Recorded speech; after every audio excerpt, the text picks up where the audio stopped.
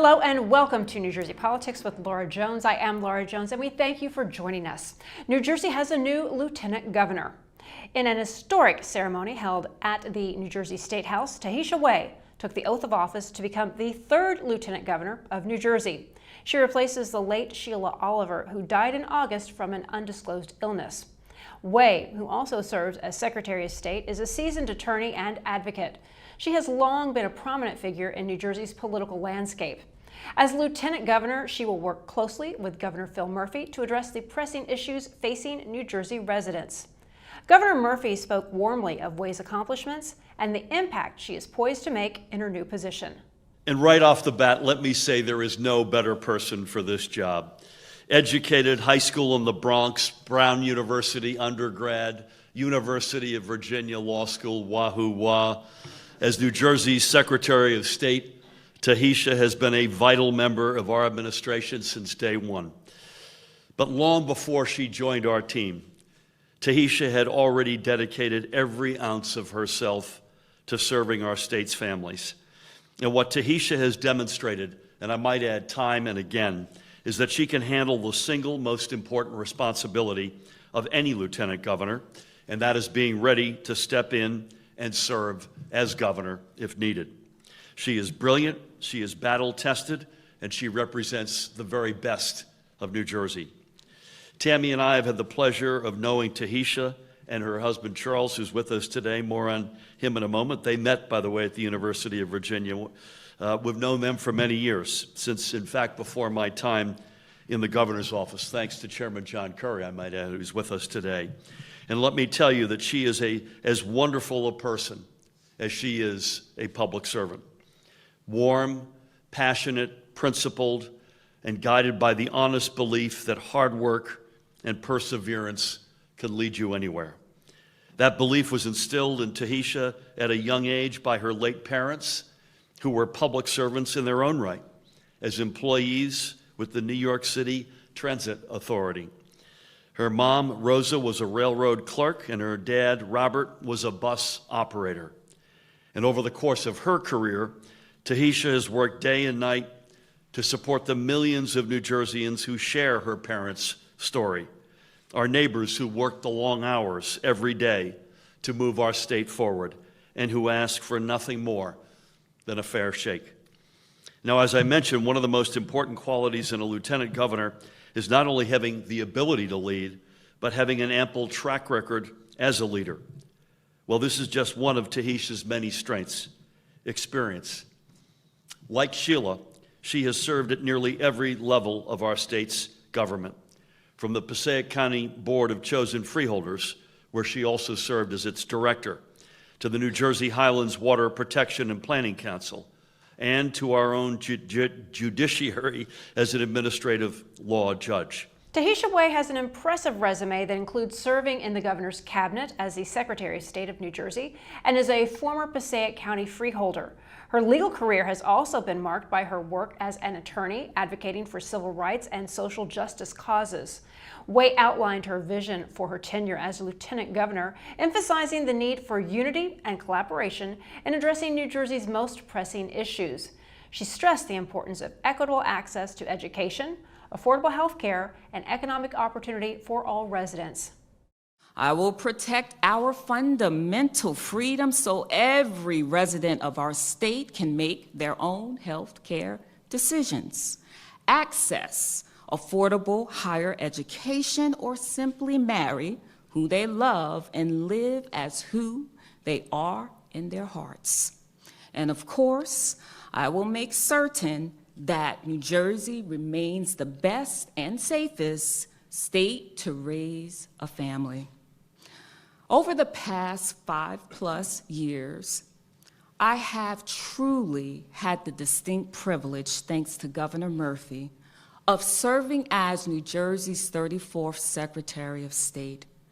And my top priority since day one has been making our democracy healthy and accessible for all of our residents. Well, together, as Governor Murphy noted, we have exceeded our wildest expectations. We, inspired a record number of New Jerseyans to vote, like we saw in the last presidential election. And collectively, we have strengthened our electoral system and made our democracy process more open to every eligible voter. So, we have made historic progress, but our work is far from over. That is why I am so excited to assume the role of Lieutenant Governor and continue in my role as Secretary of State. I know our greatest accomplishments are yet to come. And in closing, while today marks a new beginning for the Garden State, we will be guided by the same New Jersey values that have guided us since the very beginning of this administration: freedom, fairness, and equal justice for all. Thank you so much. A few weeks ago, before she was named as Lieutenant Governor, I had Tahisha Way on the show. We spoke about her predecessor, Sheila Oliver, and what she thinks the new Lieutenant Governor needs to bring to the table. Very much so, she wasn't just a figurehead. She was very much involved day to day in the issues that mattered so much to her. And I'm curious, what qualities do you think are important for a lieutenant governor to possess, and how that impacts their ability to work with Governor Phil Murphy? Well, I really can't speak about, the qualities specifically as to what a lieutenant governor should possess, but this is the one thing that I know about the lieutenant governor in our eyes. There's a saying that goes, lift as you climb, right? Mm-hmm. And she definitely stood for that, meaning looking at the landscape of who is behind you or even besides you, and whatever you do, and it doesn't even have to be in a governmental sector, just making sure you always understand that you're supposed to take others with you. We are going to do our best to continue being authentic to the best way we can, like she was. Joining me now is someone who has his finger on the pulse of New Jersey politics and the one who actually broke the story of Tahisha Way being selected. David Wildstein is the editor-in-chief for the New Jersey Globe. Hi, Laura. Thanks for having me back. Absolutely. Well, you and I were together covering the funeral of Lieutenant Governor Sheila Oliver, and in the days immediately after she passed, Tahisha Way, her name was one of the first names that came up as a potential to replace the Lieutenant Governor. So what can you tell me a little bit about the process of choosing Tahisha Way as Lieutenant Governor? Well, I can tell you the process that Governor Murphy and his staff used. It began the day that Lieutenant Governor Oliver passed away. They immediately knew that the law, the Constitution, gave them 45 days. They had to pick up a person, and then they had to vet that person. That's what takes the longest. They had the state police go and just make sure that everybody's backgrounds were clean.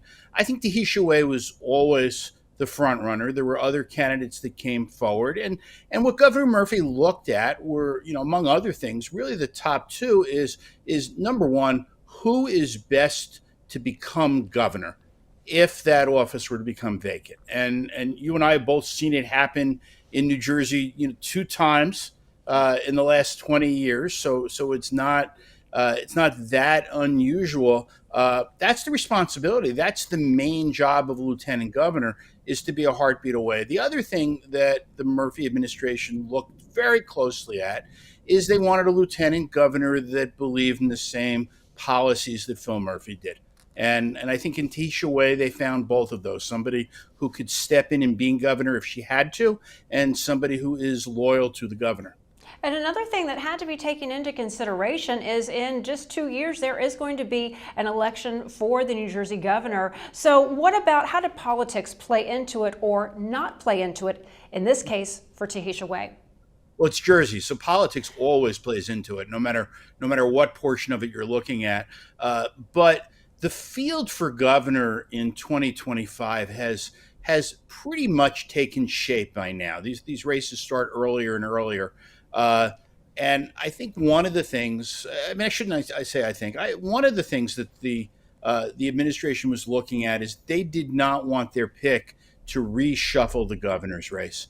And Tahisha Wei, although she's run for office before and is fairly young, she didn't have political ambition of her own. She doesn't want to be governor. She doesn't want to run for governor. She doesn't want to run for higher office, Secretary of State, Lieutenant Governor, crown jewels now of her political life. And everybody on that list, everybody that really made it to the final cut, were all people that did not want to run for governor in 2025, and that played into it also. This race is going to be hugely competitive in the primary, in the general, and the governor didn't want to disrupt everything by putting somebody in and saying, okay, now we've got a new candidate for you. Also, Laura, I think if the governor had put somebody in that wanted to run for the post himself or herself, that would have been viewed as Phil Murphy sort of putting his thumb on the scale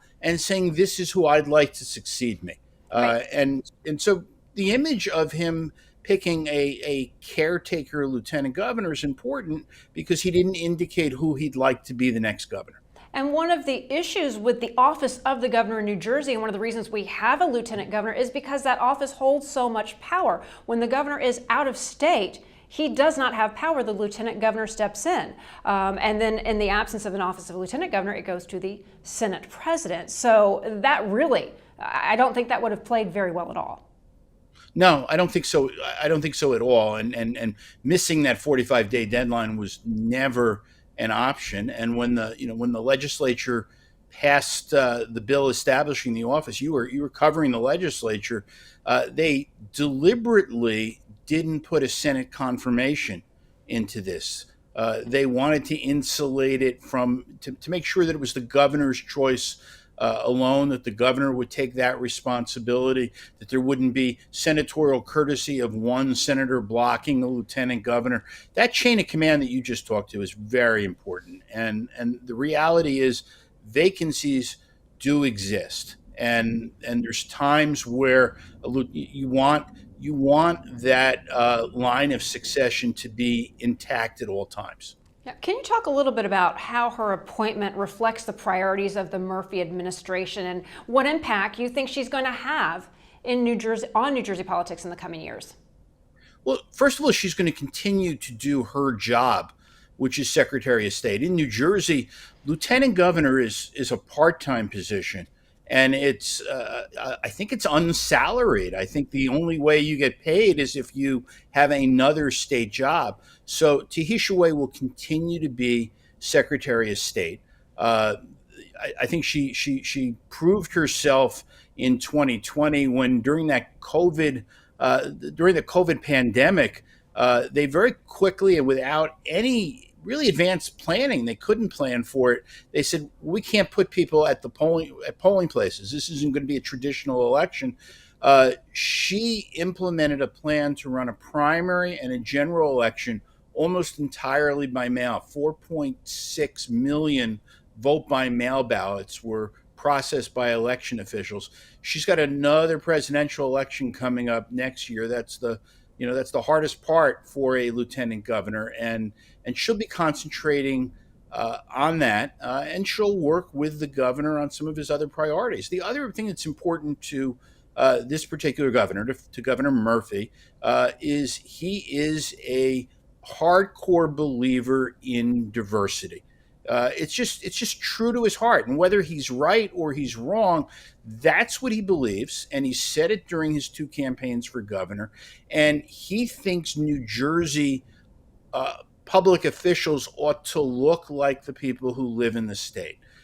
So, I don't think there were any of us that thought that he was going to take this position that had been occupied by a woman for the 8 years of Chris Christie and for the nearly 6 years that he was in office, and say, well, we're just going to have another white man fill that position, especially in a state where white men are the governor and the Senate president and the Assembly Speaker and the Chief Justice.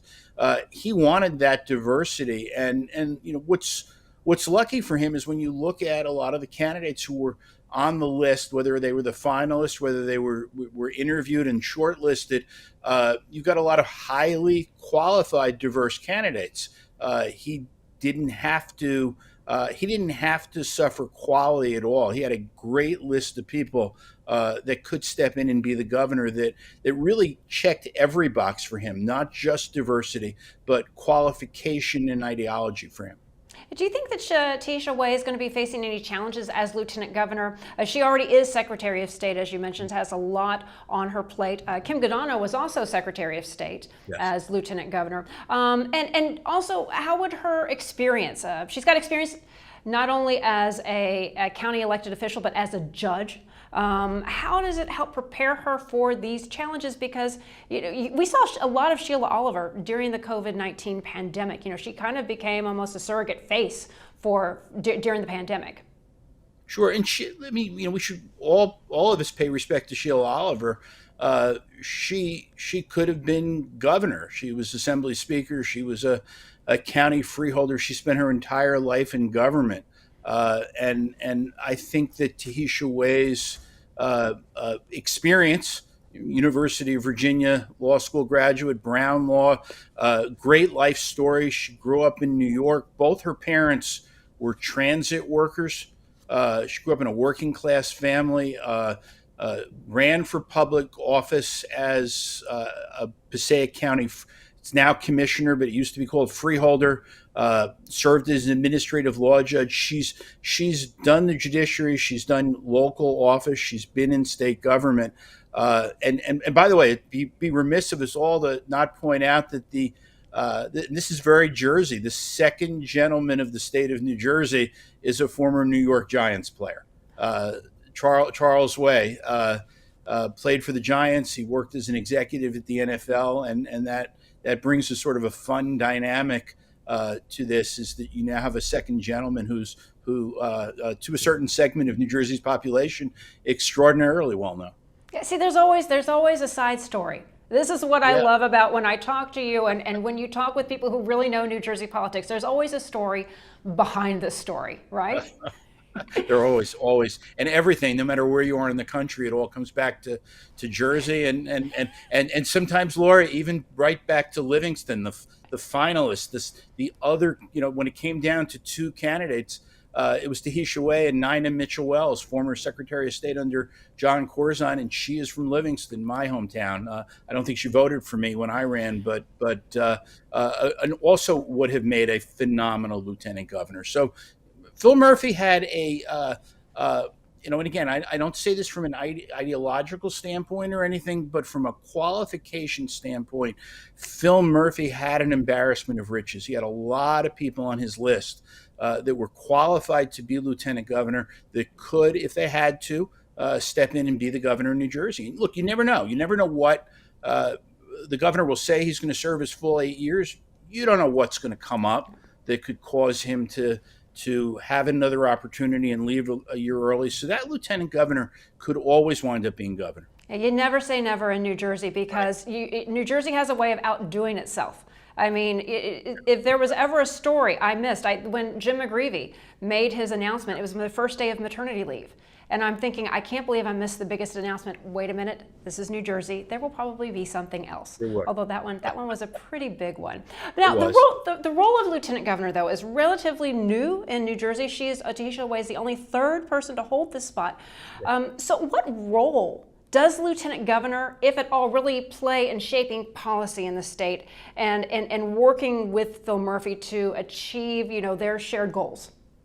Well, New Jersey, and this is probably something that a lot of people don't realize, is, when the president of the United States leaves the U.S., goes to India, does foreign trips, they're still the president of the United States. When the governor leaves the state, the constitutional powers of the governorship transfer to the lieutenant governor. And you can only have one at a time. So Murphy out of state can't sign a bill. He can't make an appointment. He can't pardon somebody. So there are times where the governor leaves on official business, on personal business, and the lieutenant governor steps up. They become the acting governor. They're sworn in, and they have every legal constitutional authority that the governor has during that time. Yeah, yeah. Can you talk a little bit about this appointment and how it's fitting into the larger political landscape, and in particular, Tisha Way as a woman of color, as somebody who was also a friend to Sheila Oliver? She talked a little bit about that when it was announced. Can you talk a little bit about what message this is sending and what impact it might have on the state's political future? I'll tell you, one of the things that struck me about Sheila Oliver lying in state, and now Tisha Way as the lieutenant governor is going to have an office in the state house. And I always seem to do this to you, Laura. I always at one point seem to just go full nerd on you. But I love it. Please go. I love it. In the winter of 1861, Abraham Lincoln, on his way to Washington, D.C. to be inaugurated as the President of the United States, visited Trenton. He addressed the legislature. Those were different times back then, so he came by stagecoach. The horse and carriage stopped in the front door. Lincoln walked in the front door and took that same route that you and I have taken thousands of times. He walked down the hall through the rotunda to the legislature.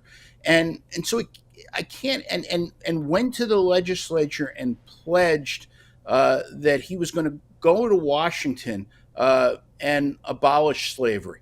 And then 160 years later, you have the first black lieutenant governor of New Jersey, the first black woman serving statewide office.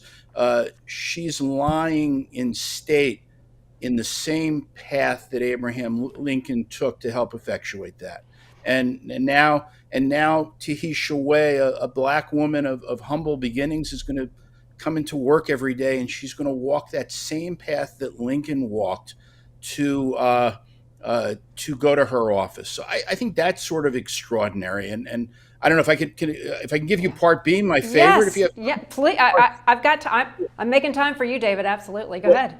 Or this is just so quintessential New Jersey. In 1861, when Lincoln arrived, Democrats controlled the state assembly and the Republicans controlled the state Senate. And there was a turf battle. The Senate president and the assembly speaker both wanted Lincoln to deliver his speech in their chambers. The Senate president said, he's a Republican president. He should come to our house. The speaker said, no, this is the assembly is the people's house. It's a bigger room. This is where we have these joint sessions.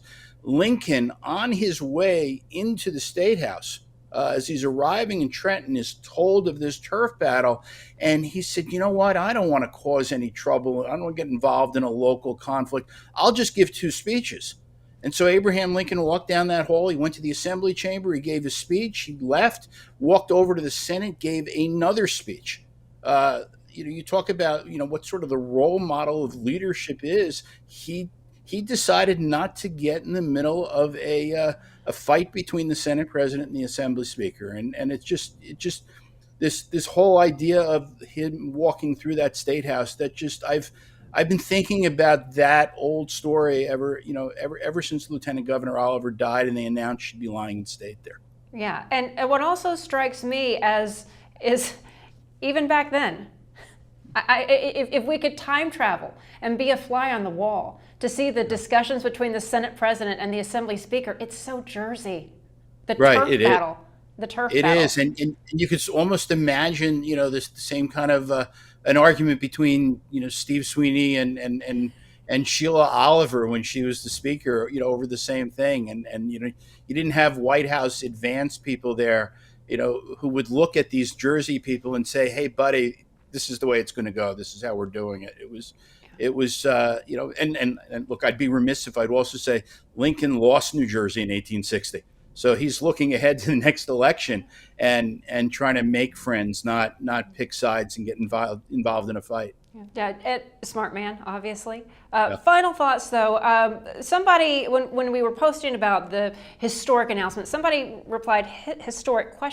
They didn't realize the history of no one in New Jersey history since 1790 had died in office. Nobody in that executive level. So, can you just briefly talk about that as we close out this segment? Sure. The first governor of New Jersey was William Livingston, for whom my hometown was named. He was governor for 14 years and died in office. And you've had U.S. senators that have died in office, but not since then has a governor passed away. So from the state elected officials serving in Trenton, she was the first.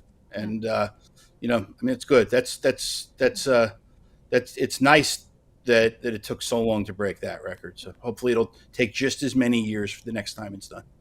Exactly. David Wildstein, editor of the New Jersey Globe. I really thoroughly enjoyed our conversation, and you can feel free to nerd out anytime on the history of New Jersey politics anytime. That's what we're here for. Thanks. Thank you so much. Always good to see you, Laura. You too. And that will do it for today. Thank you so much for joining us on New Jersey Politics. I am Laura Jones. We look forward to seeing you back here next time.